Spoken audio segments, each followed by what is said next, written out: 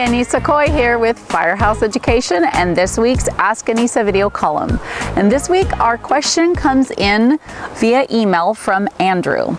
And Andrew said, "Hi Anissa, hey, I really love your videos. I watch them every week with my crew. I have a question for you. And this is in regards to hazmat or trauma scene type cleanup. How do you handle training for your employees when doing this type of cleanup work? How do you handle what employees will do the work? And how do you do your pay scale when it comes to this type of a loss? Thank you very much for your answer, and as always, appreciate your videos. Thank you, Andrew." Okay, Andrew, that is an excellent question, and I know you hear me say that a lot, but you guys come up with the best questions ever. So thank you for sending that in to me. There's several things here I wanna point out and talk about. Now, you asked me about training. We actually call this forensic cleaning these days, Andrew. I know in the past we've called it trauma scene or hazmat, but we actually call it forensic cleaning now. It is very imperative that you have good technical training for your team members that are doing this kind of work.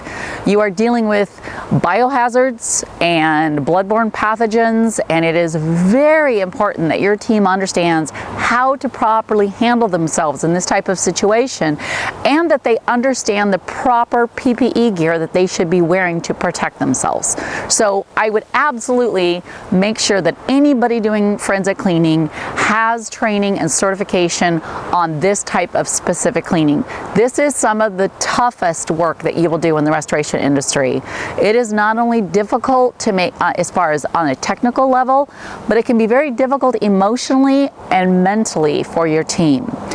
One of the things that we do in our company is anybody that does this type of work, it is always on a voluntary basis. If someone does not feel comfortable doing this type of work, we do not force anyone. So there are some of our team members that aren't comfortable with it, some are. I, for one, am one of those team members that are not comfortable. I actually went on a forensic cleanup scene one time, and I would not do it again. I was not prepared. I actually only went on the job to do the scope, okay, for the adjuster. And at the time I was an employee, and I was not prepared not only for technical training, but I was not prepared emotionally and mentally for this type of work, and it was very difficult for me. So I don't go on this type of cleaning now. However, you want to make sure that your team members that are going to do this are prepared and understand what type of situations are going to incur. A lot of the forensic cleaning that we do are suicides. That needs to be talked about with your crew, okay? It can be very, very difficult.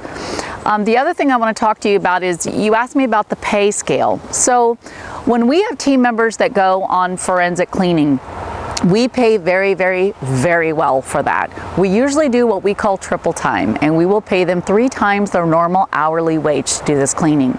Xactimate, in your area, you know, it depends on what Xactimate has in there for the cleaning. We actually adjust it in our area because it doesn't charge enough. I want to say it's around $95 or $120 an hour, and we charge quite a bit more than that for that type of cleaning. So you may need to adjust that. That's never been a problem with an adjuster. Adjusters normally just want us to handle it. They don't want to see photographs. They just want the job handled and done quickly and right. So you have to remember this type of cleaning is very, very difficult normally for the homeowner or the person who is left dealing with this type of situation. So handling it discreetly and quickly is always very, very important, but you want to pay your team very well. You want to make sure your team is properly technically trained and that they have the right kind of PPE gear. The other thing that I want to mention to you is you should have a system set up or protocol set up in your business for after the job download, if you will.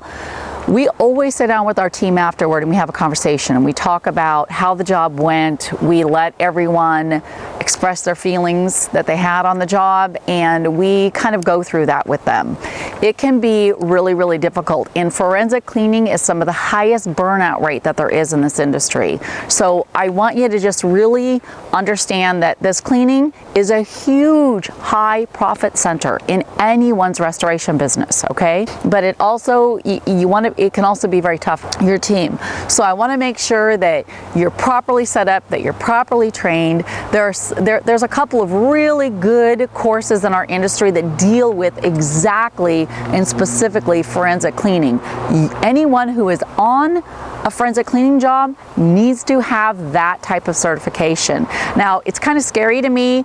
I know in our state and several states in the United States, they do not have requirements for forensic cleaning. In other words, you do not have to have certain specifications or certifications rather to do this cleaning, and it blows my mind because you have to have special training for EPA and lead abatement, asbestos abatement, but anybody can go in and do this type of cleaning. And I really caution you, it's a great profit margin.